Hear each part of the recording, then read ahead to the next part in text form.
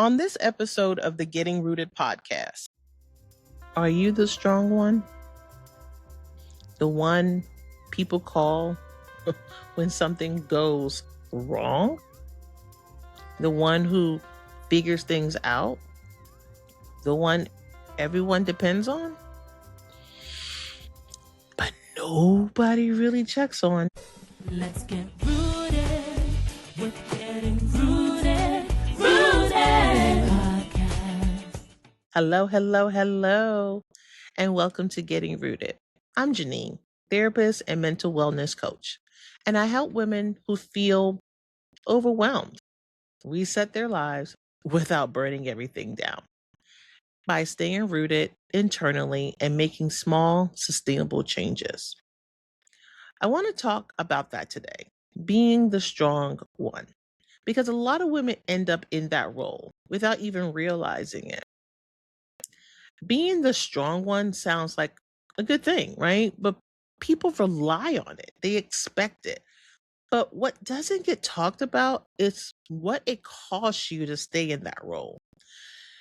When you're the strong one, you don't just show up, you anticipate, you manage, you adjust. You're remembering things for everybody. You're mentally tracking schedules, appointments, responsibilities, emotional dynamics, things that haven't even happened yet. And after a while, you become so used to carrying things internally that you don't even realize how tense your body is anymore. Your mind never really fully powers down. And even during rest, you're still thinking, no matter, you know, it doesn't make any sense, but you are still working while you're resting. And so you're tired when you get up, right? You're thinking ahead for everyone else, even when no one is thinking ahead for you.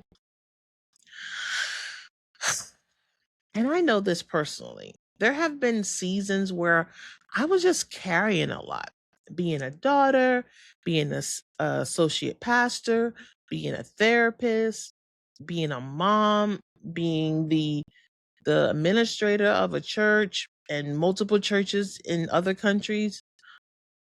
And not on top of that, taking care of my dad, trying to figure things out while everything was shifting and still being the one people leaned on. Now, I didn't really question it at the time. It was just what I did. Something came up, I handled it. Someone needed something, I showed up. And from the outside, it really probably looked like I had it together because that's the strange thing about being the strong one. People usually see your functioning, not your exhaustion. They see you getting things done, showing up, solving problems, handling responsibilities, but they don't always see like the mental load underneath all of that. And honestly, sometimes you don't notice it either. You just keep moving because there's always like another thing that needs attention. Now, something that I had to think about is that I was always tired. Not in a dramatic way, but just consistently tired. And what I didn't realize right away was how little space I really had for myself. Even when I had a moment, my mind was still on everything else. And what needed to be handled was what was next. Who needed something? It was what was next. And that's I think that's the part people don't always see. It's not just what you're doing, it's what stays on your mind the whole time. Even right now, I'm trying to, record this podcast. It's like, okay, what do I have to do after this? And it's really hard to stay present and in the moment when your brain is so full of things that you have to do, right? You're the one that is orchestrating it all. And so after a while, that catches up with you. Being the strong one isn't just about doing more, it's about carrying more without always having a place to put it down. So imagine yourself carrying a whole lot of bags, right? You're carrying, say, through the airport, because that's where we carry the most baggage, right? And we're carrying through the airport and there's nowhere to put it down. You have to carry it and you have to hold on to it until your plane gets there. And even when your plane gets there, you board the plane and you still have to hold your bags because there's no space to put it down. Just imagine that. And that's what the strong ones in your life, the strong women in your life have to do, have to deal with. So just think about that. Now, I want to slow this down for a second because this is where a lot of women get stuck. Because when you've been the strong one for a long time, your nervous system gets used to it. I can testify. Oh, Lord. You get used to it, being the one who handles things, being the one who stays steady, being the one who doesn't need anything, quote unquote, right? And over time, you stop even checking in with yourself. And this can show up in ways people don't expect, like feeling guilty when you rest, struggling to ask for help, feeling irritated but not understanding why, shutting down emotionally, or feeling like you have to keep proving you can handle everything. Sometimes it even looks like resentment. Mhm. Because when you constantly pour out without support, eventually something in you starts feeling depleted. And a lot of times we don't realize this. And that resentment, like I talked about a few minutes ago, it builds up, it settles in you. And then you start to, well, I don't understand why I have to do everything. But who asked you to do everything? Did you take that role on without it being assigned to you? And a lot of times the answer is yes, you took it on because maybe you didn't see everyone else doing anything. So you wanted to make sure things got done the right way. Or you took it on because that's your personality to be a fixer. Right. And so a lot of times we add more to our plate than necessary. And then we're upset about it and we're raging and we're dealing with all these emotional consequences for it. And so now, even when you need support, it doesn't come naturally to ask for it. Because you're used to not having to ask for help. What does it mean? What does it say about you if you have to ask for help? And I had to ask myself that. Does it say that I'm weak? Does it say that I'm incapable? Does it say that, you know, it I'm bad at what I'm doing because I need help? What is the belief system that is showing up if I had to ask for help? Right? Because God forbid, they all know me as the one to do everything. And if I step down from that road, then what do I have? Who am I? Some questions to ask yourself. So let me ask you something. All right. I've already asked you a couple of questions. Let me ask you something else. When something is heavy for you, what do you usually do? Do you talk about it or do you push through it? Let me ask you this. When you're overwhelmed, do you slow down or do you try to handle more? What about when someone asks if you're okay? Do you actually answer that honestly? Do you? Because here's the pattern. You've learned how to carry things so well that people don't always see when it's heavy because you do a good job at masking it on the outside. And if you're honest, sometimes you don't show them what's going on the inside.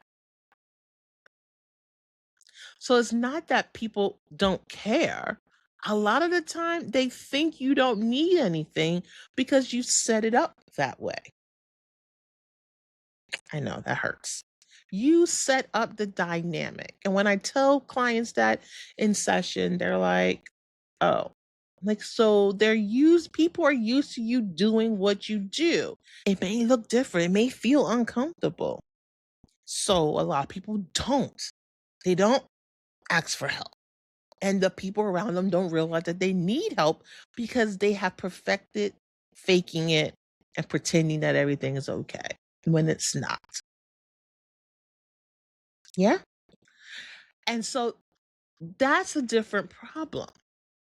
Strength was never supposed to look like isolation. You can be strong and still need support. And honestly, this is hard for a lot of women, especially women who are used to being dependable. Now, I know we always talk about the independent woman, but what about the woman that is the dependable woman, right? The women who had to grow up quickly or learn early that other people relied on them. Support can feel unfamiliar, even when you desperately need it. So, that doesn't mean you change everything overnight, right? Like, my whole thing is not, you don't have to make big changes overnight. You just have to make small ones. Because making a change overnight can shock the nervous system as well as the people around you. But it might look like letting someone help you without correcting how they do it. Those that like to be in control, you gotta let them do it, even if it's wrong or not how you would have done it. And I'm only talking from experience, guys. Right? Not jumping in to fix everything immediately, even if you're craving and you're like, oh my God, I can fix that and be over. Yeah, but at what cost? Right? Or maybe even saying something simple like, I actually need help with this. Can you say that? Can you practice saying that? I actually need help with this. And notice what you feel. Notice what comes up for you. Is that uncomfortable? Are you squirming? Or did it allow you to have a breath? Did it allow you to just release? Because if that feels uncomfortable, that's normal. Because you've been doing the opposite for a long time. So, because at some point, being the strong one without support turns into exhaustion. And you don't have to wait until you're completely drained to start doing this differently. Because exhaustion usually doesn't happen all at once, right? It builds slowly, it stacks through chronic stress, through emotional overload, through constant responsibility, and never fully getting a chance to recover, right? Think about if you had a injury to your ankle and you had surgery or you're on crutches, but you continue to try to walk on that foot when it has not fully healed. You try to walk on that foot when the doctor hasn't given you full clearance and you're wondering why it's not working or why is it hurting or why is it not healing quickly, because you have not given it enough time to fully recover. What does your recovery plan look like daily? What do you do for yourself? Not weekly, not monthly, daily. What is your daily routine to help you recover from all the things that you're juggling, all the things that you're navigating? Because eventually your mind and body start asking for something different. It starts screaming at you, either through illness, through mental health issues, so anxiety, depression. Like your body and your mind begins to scream at you because it needs something different. You ever had a thirst, like all of a sudden, like you're really, really thirsty, and the only thing that's going to quench it is water, right? Like you try juice, you try this, you try that, but you're still thirsty and you need water. That's the same thing. Your body's like, okay, well, that's nice that you took a break and sat down and watched TV. But what are you doing to really recover and reset yourself? What is the long-term plan that you're instituting in order to navigate this? And so I want you to be mindful of that. I want you to be mindful of the role that you're showing up as in your family dynamics, in your home, in your community, because a lot of times you, we, include myself because I'm in recovery from these things, but we put ourselves in predicaments to show up and be something that we don't need to be, right? Someone that we don't have to be. Did that make sense? And understanding that is important. It's not that people don't want to help you. It's not that people don't see you struggling. Is how much of a mask have you been putting on? What has been the belief system or the norm that you've created through your actions? I had to look at that in myself. Like, what am I doing? Why does people not call me? Why do they not think that I'm okay, that I'm not okay? And then I'm like, have I, through therapy, and so it's so a reflection. I'm like, do I let people in? Do I allow people to see that part of me? And I had to admit that no, I don't allow people to see that part of me. And then I had to explore, why don't I let people see that part of me? What is it about that part that I'm afraid of people seeing? That part of vulnerability, letting those people in. And so through exploration and letting things down and setting boundaries, I was able to no longer have to fully perform in the strong woman or the strong one role. And so I invite you to do some soul searching for yourself and noticing, what are you doing to maintain this role if you want to give it up. So this week, I want you just to start noticing, where are you showing up for everyone else? And where might you need support too? And if you're realizing you've been carrying a lot for a long time and you don't even know where to start here. It's a 5-minute overwhelm reset, nothing complicated. It just helps you slow things down and get grounded in the moment. You can grab it in the link below. So, as I always tell you, make sure to stay rooted in your truth and take care of your mind. And I'll see you in the next episode.